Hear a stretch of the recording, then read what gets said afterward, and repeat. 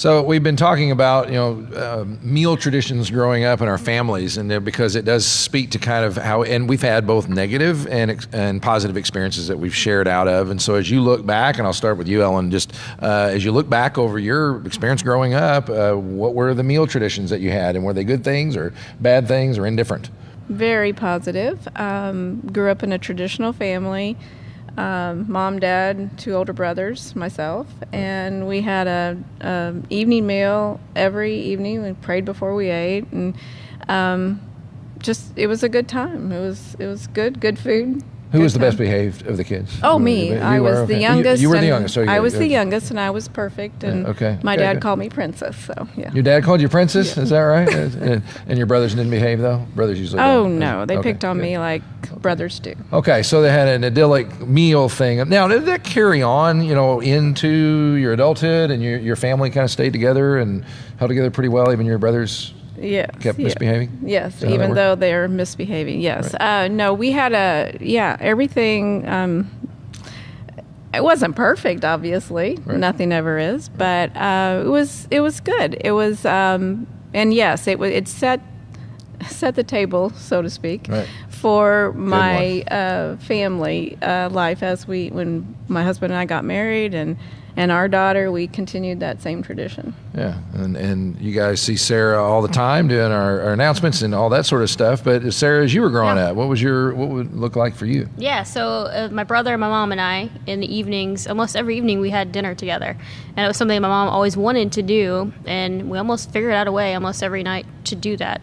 I look back now, I think about, we kind of had the same 3 meals, just over and over and over. And I find myself cooking them still now, which is just funny. But you mean the food was always the same? Yeah, it was always kind of rotated, we had burger, spaghetti, roast, and tacos. You just rotate those 3 things every 3 days. Right. But that was usually through the weekdays we did that. And then Sundays, we went to my dad's family, and my grandfather had this huge garden, and we had just, cookouts all through the summer. It was great every summer, and fresh, green beans and all kinds of stuff. Each Sunday you did that? Each Sunday, we would all go over to their house.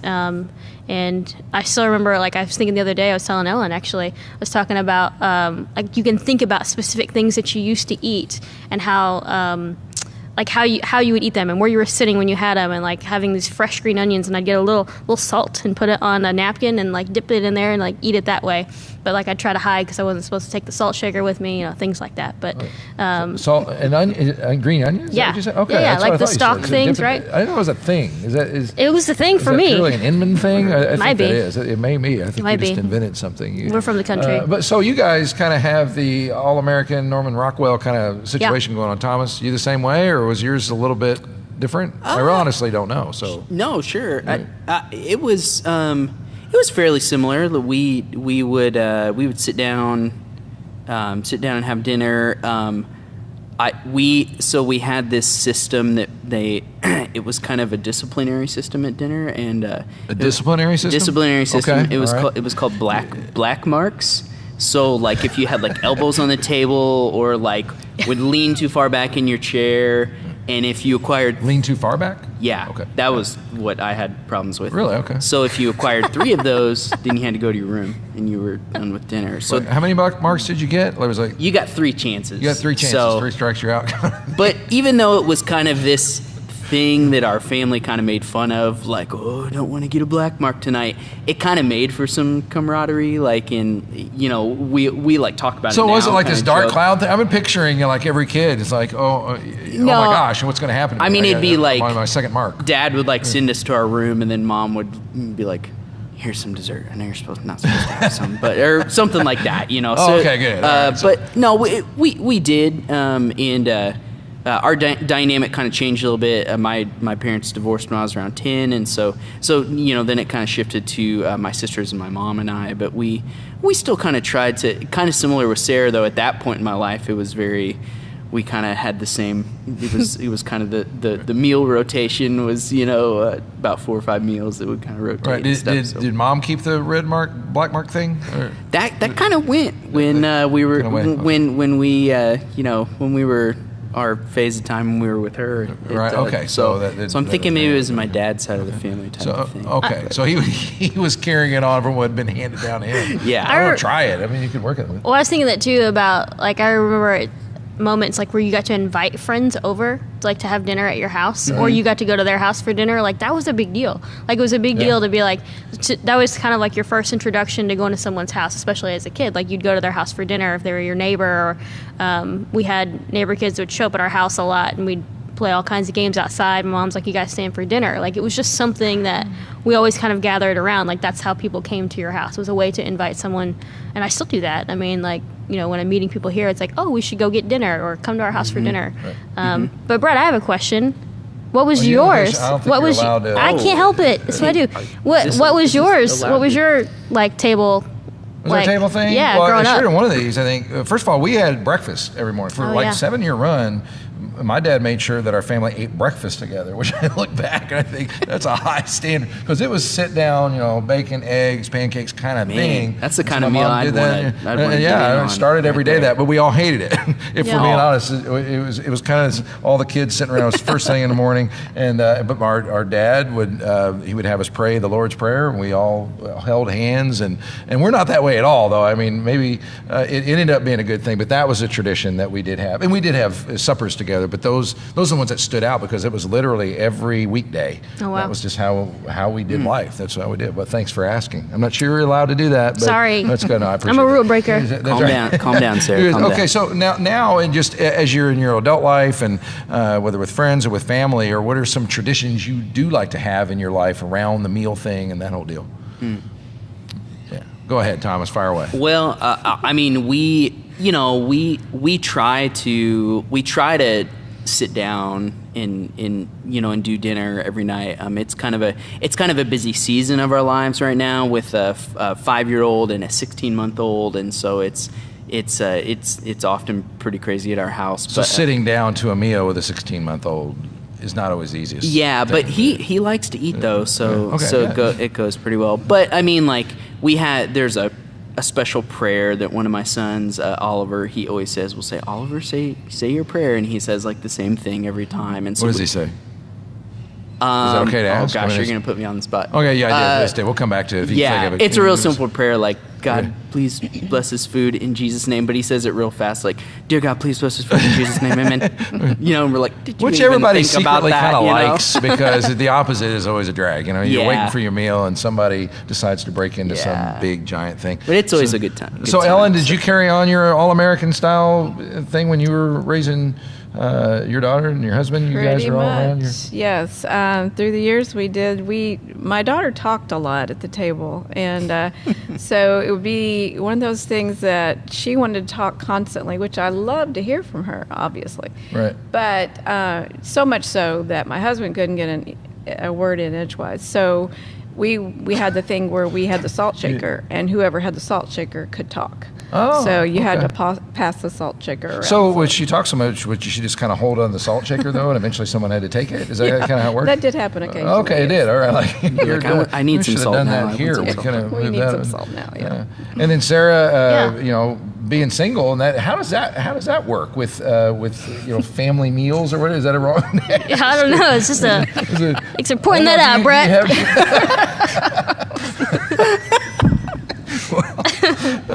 Well, I represent the single crowd. There's a lot of singles out there. Yeah, for one. no, it's a good point. That doesn't have to remain the same, going forward here. So there you go. Well, okay. Get that on the board. This is the best. It is a good question because let me compose myself. No, but what's really hard is cooking for yourself because when I cook, right, like it's hard to cook for just one person. So I end up making tons of food. So if I'm actually cooking, I end up trying to think, okay, who could I invite over to come over and have dinner? So now, but most of the time, it is not really something that I think about. Like, I don't know, if it's just a regular evening, I'll just grab something on the way home, or like, I don't know. But again, I will say a lot of times the social things that I end up doing are revolving around that. So like if a friend will be like, hey, why don't you come to our house for dinner? That happens a lot. Like some two good friends, like that have become more like family to me. Like, really, that's how our relationship started. Like, I was in college, and they were like, you should come to our house for dinner. And they're only a few years older than me, but, they had like a home and like food. And I always say, like, I would have starved if they wouldn't have like taken me in for dinner so much. And so, like, there's just so many of those things that I feel like for me, it's become more of a social thing than it is, I don't know, just about the idea of I can't think of the words right now. Traditions. It's not like a tradition. Wondering what that come back and me putting you on the spot. No, that's fine. Being single.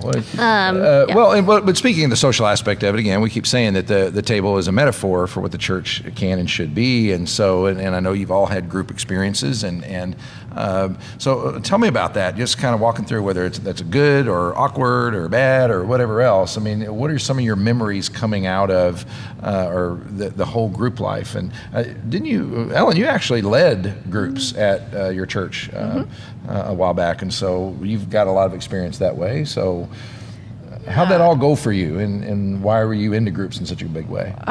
Groups have always been really important to me as far as the community aspect, and especially for people who don't have close family or have either close in relationship or close in proximity. Your group actually becomes your family. So that's always been a really important part for Bob and me. But we always did a meal. We would do a full meal. We would all take as a group. You mean, like as when a the group got together? Yeah. We would have whoever hosted at the time would prepare the main dish, and then everybody would contribute by bringing a dish with them. And so it was really a good time. I mean, we would spend probably 45 minutes just in that meal time, just catching up with each other and building that community together, and then we would have our discussion time after that and prayer time after that. So you pretty much had the idyllic kind of upbringing, and then also in your group life you had the full meal before you started, which I've been in groups that pretty much have always just kind of eaten Doritos a little bit before we started, and so Ellan's kind of the standard. It's kind of how we look at it. It's kind of that measure right there. Basically, the series is about her. The series is about Ellan. Can you be like Ellan? Wisdom. That's what it's the also subtitle. called. So much wisdom. At the table with Ellan. That's kind of Ellen. how we'll work that. Right. Can you reach the standard? That's pretty good. That's right. Stop it like now. Okay. Well, yeah, I will. But Thomas, do you remember the first time you walked into a group setting, kind of a small group, formal kind of thing? Yeah. Okay, and you can comment further if you feel like it. You can. Well, Bret, I will. Yeah. No. I mean, I think probably the biggest memory I have is just in my time here at One Life was we were invited to a group through Michael Karen, and he was leading a group, and we were kind of brand new to the church, and I was brand new just coming on staff, and it was kind of what some people here have already described. Like, it was we had a meal, and there were kind of You had a meal at your group too? Yeah, there were, and in our one of our people that was in our group, he's like an actual like master chef. So like he made like sushi one time and all this stuff. So. You had someone make sushi? Oh yeah, yeah. So is that group open? Is that group still open? Huh? Is that group still open? They might have openings. Sushi chef. Yeah, so it was that's great. It was good. There were Doritos too sometimes. There was Yeah. Doritos and sushi. That's got my name all over it. So now, but you walked in. Someone had invited you, and so it kind of helped kind of ease you into that. You didn't just kind of have to do the thing of signing on the dotted line and showing up as a stranger. Right, right, correct. Yeah, we had, my wife and I had kind of a personal invitation to, to come, which has always been, and as I look back on things that I've been involved in at this church and other churches, it really has always come down to that personal ask, like to be like, hey, I know that there are those things where you can sign up for groups and kind of where you're on the offensive, but it's always made an impact on me when someone has come up to you and be like, hey, we're meeting up. I think you should come on by, and there's something about that connection that already kind of makes you feel at home. And so like the the group that we first joined when we came to One Life was was that way. Now we've since moved on and kind of do a smaller group now, but a smaller number, I mean. But so it was pretty impactful in that way. Yeah, absolutely. So, and Sarah, I know you've been very involved in group, and you lead groups for students and have done a number of things like that. But do you remember that first walk-in too? Yep. Or? My experience is a little bit different, but it's a little bit of a plug for the website because, it's Plugging part of the my website, job. that's fine. But for me, so when I first came to One Life, I came with actually the same couple that fed me for a long time invited me to come to One Life. Thankful to them that you're alive. Right, I know, so many things. But they had invited me, and my first thought was I want to get involved, but I don't want to get involved just with what they're doing. I want it to be something that I want to do, or I just meet new people. I don't want to just be I'm following them around just because I'm following them. And so I went online and looked at the groups that were on the West Side, because that's where I live, and I found two that I was kind of interested in, and I was kind of trying to find out more about the people, and I met the couple that was leading the group that I ended up going to at Henderson. And that was my first time meeting them. I ended up meeting their whole family, but that was the only person I met. And then they said, "Hey, we're meeting on Tuesday. You can show up. Here's the address."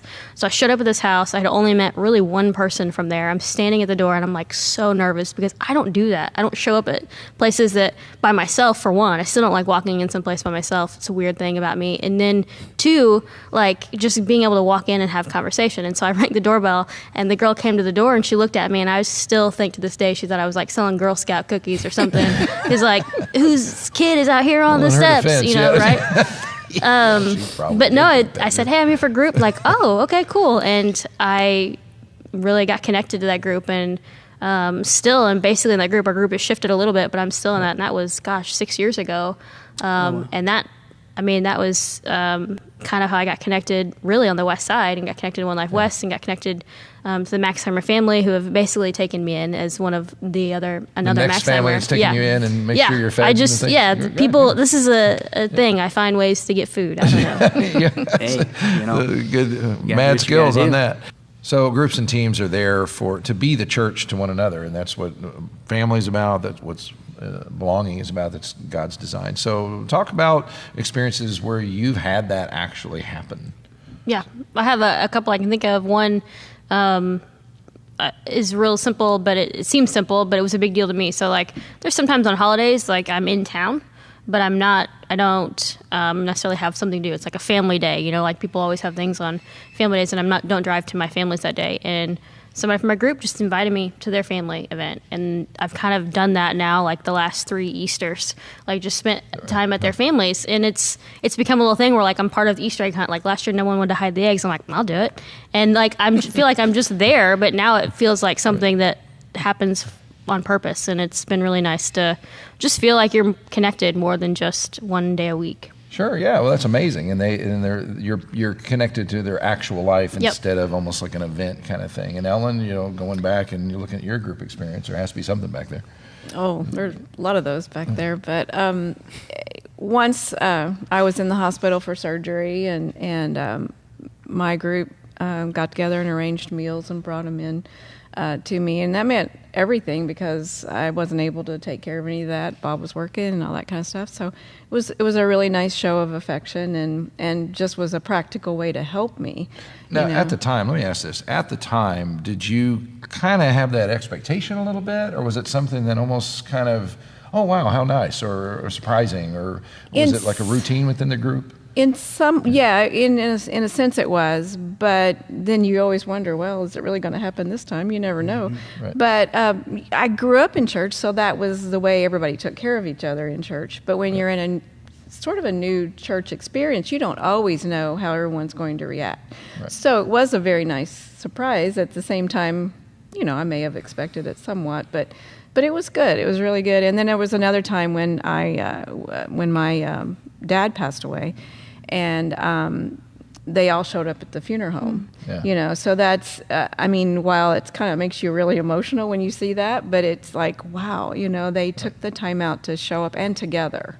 And, they came in as a group. That would be. So it's that would very be, supportive. That'd be really, really special. Yeah. And some of us who have grown up in church, that becomes the expectation a little bit. But I know many people who did not have that, and they eventually do that not because it's part of the program, but because it's because of out of the relationship, and that naturally flows out of that. Sarah, what about you? You on the other side of that, just caregiving kind of things. You've been invited to Easter, and they had you hide the eggs.